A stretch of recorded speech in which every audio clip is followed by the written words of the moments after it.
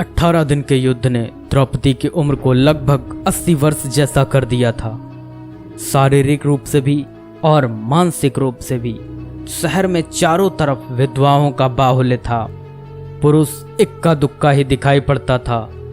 अनाथ बच्चे घूमते दिखाई पड़ते थे और उन सब की वह महारानी द्रौपदी हस्तिनापुर के महल में निश्चेष्ट बैठी हुई शून्य को निहार रही थी। तभी श्री कृष्ण कक्ष में दाखिल होते हैं।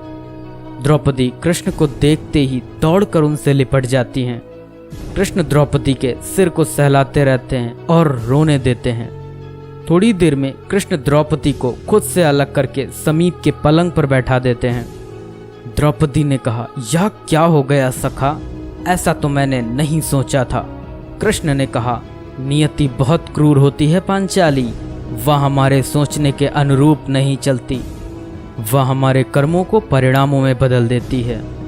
द्रौपदी, कभी भी युद्ध किसी समस्या का समाधान नहीं होता, अपितु युद्ध स्वयं ही एक समस्या बन जाता है। तुम प्रतिशोध लेना चाहती थी और तुम सफल हुई द्रौपदी, तुम्हारा प्रतिशोध पूर्ण हुआ। सिर्फ दुर्योधन और दुशासन ही नहीं, अपितु सारे कौरव समाप्त हो गए। तुम्हें तो प्रसन्न होना चाहिए। द्रौपदी ने कहा, सखा, तुम मेरे घाव को सहलाने आए हो या उन पर नमक छिड़कने के लिए? कृष्ण ने कहा, नहीं द्रौपदी, मैं तो तुम्हें वास्तविकता से अवगत कराने के लिए आया हूँ। हमारे कर्मों के परिणाम को हम दूर तक नहीं देख पाते और जब वे समक्ष होते हैं तो हमारे हाथ में कुछ नहीं रहता। कर्म के सिद्धांत का यही तात्पर्य है द्रौपदी कि अच्छा कार्य अधिक अच्छा कार्य करवाता है और बुरा कार्य अधिक से अधिक बुरा कार्य करवाता है। द्रौपदी ने कहा, तो क्या इस युद्ध के लिए पूर्ण रूप से मैं ही उत्तरदायी हूँ कृष्ण? कृष्ण ने कहा, नहीं द्रौपदी, तुम स्वयं को इतना महत्वपूर्ण मत समझो, लेकिन तुम अपने कर्मों में थोड़ी सी दूरदर्शिता रखती तो स्वयं इतना कष्ट कभी नहीं पाती। द्रौपदी ने कहा, मैं क्या कर सकती थी कृष्ण? कृष्ण ने कहा, तुम बहुत कुछ कर सकती थी।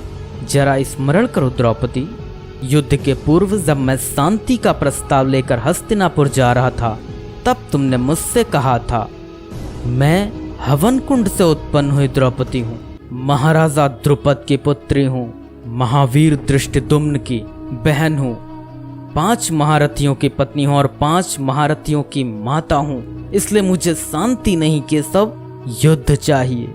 अगर तुमने उस वक्त इतने कठोर शब्दों का प्रयोग न किया होता तो भी इतना कष्ट नहीं भोगती द्रौपदी। जब तुम्हारा स्वयंवर हो रहा था तब तुम कर्ण को अपमानित नहीं करती और उसे प्रतियोगिता में भाग लेने का एक अवसर देती, तो भरी सभा में कर्ण तुम्हें वैश्या नहीं कहता तो शायद परिणाम कुछ और होते। इसके बाद जब कुंती ने तुम्हें 5 पतियों की पत्नी बनने का आदेश दिया, तब तुम उसे स्वीकार नहीं करती तो भी परिणाम कुछ और होते। और उसके बाद तुम अपने महल में दुर्योधन को अपमानित करते हुए यह न कहती कि अंधों के पुत्र अंधे होते हैं, तो उस अपमान के बदले में दुर्योधन तुम्हारा चीर हरण नहीं करता, तब भी शायद परिस्थितियां कुछ और होती। हमारे शब्द भी हमारे कर्म होते हैं द्रौपदी, और हमें अपने हर शब्द को बोलने से पहले तोलना बहुत जरूरी होता है, अन्यथा उसके दुष्परिणाम सिर्फ स्वयं को ही नहीं, अपने पूरे परिवेश को दुखी करते रहते हैं। संसार में केवल मनुष्य ही एकमात्र ऐसा प्राणी है जिसका जहर उसके दांतों में नहीं, शब्दों में है। इसलिए शब्दों का प्रयोग सोच समझ कर करना चाहिए। ऐसे शब्द का प्रयोग कीजिए जिससे किसी की भावना को ठेस ना पहुंचे।